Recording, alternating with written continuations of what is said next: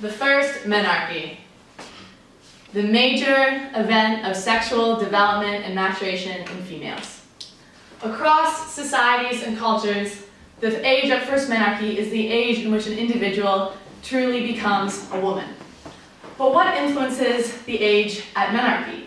Is it strictly due to genetic factors, a reproductive trait passed from mother onto offspring? Or is this due to environmental conditions, of energetic excess, of nutrition, or even energetic stress?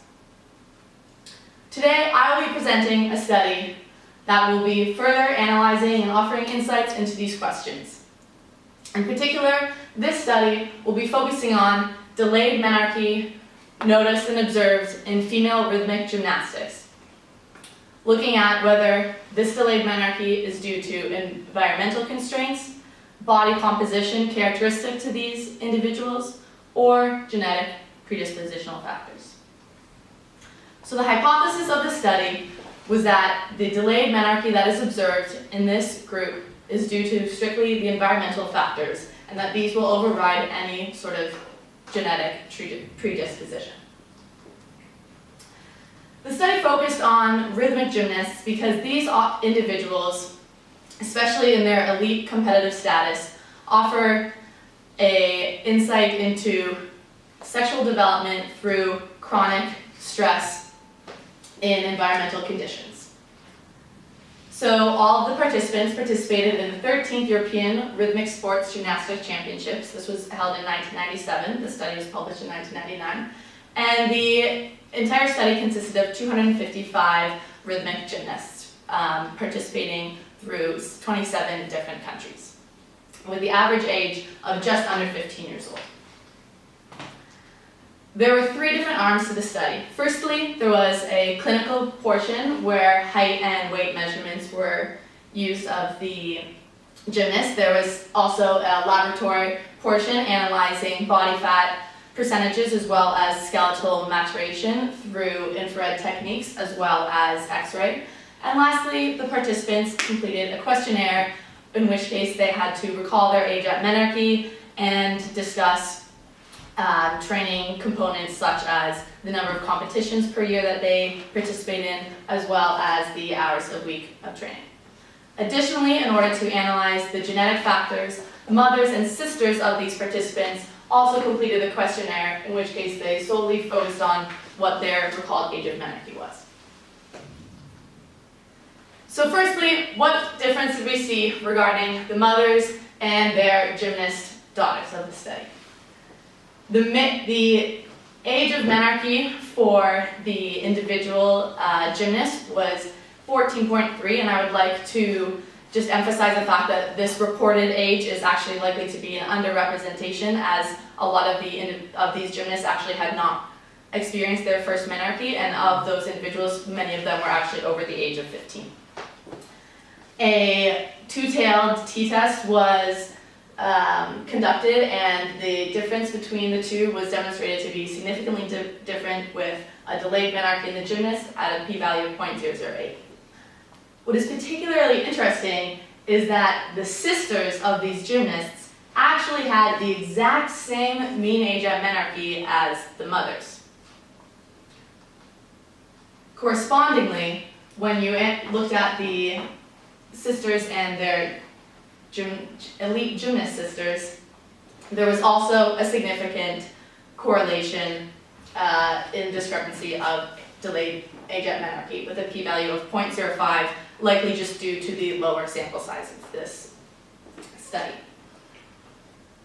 Furthermore, the researchers then analyzed influences of the environmental conditions of these individuals and found some interesting results here as well.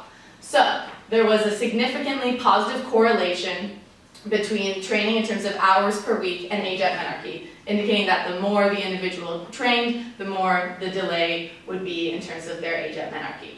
And again, all of these results are strictly analyzed in the gymnasts themselves.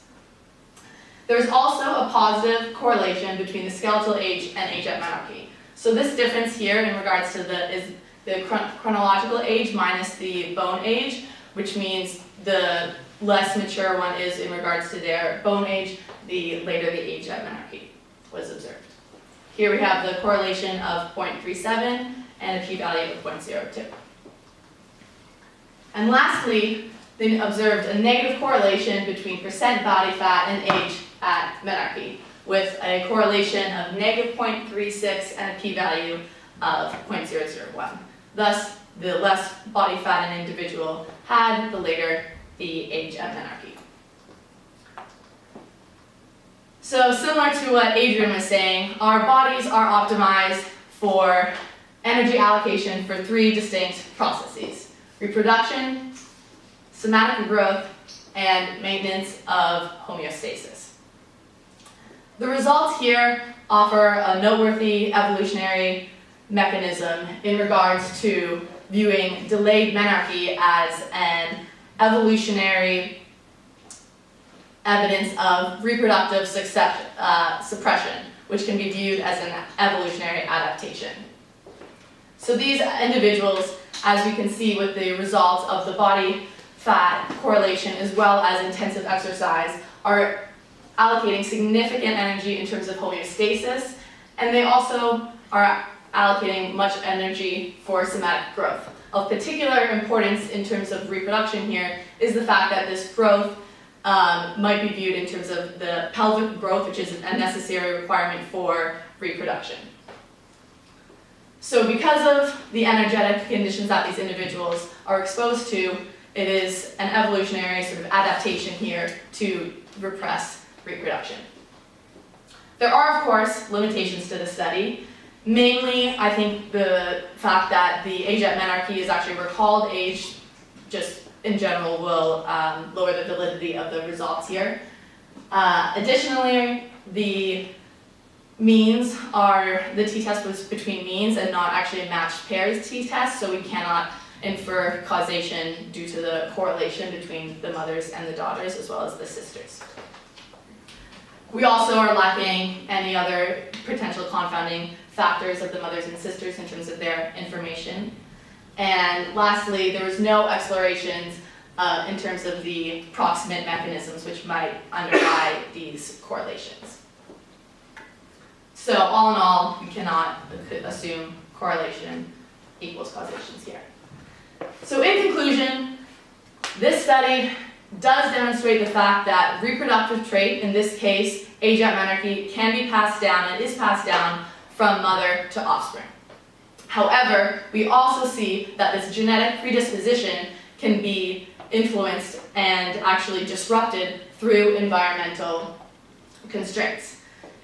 In conclusion, delayed menarche can be viewed as an evolutionary adaptation for reproductive suppression in individuals relating to the influence of significant energetic and physical constraints associated with reproduction.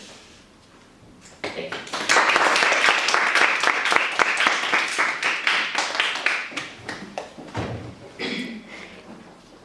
I was over time, so those are just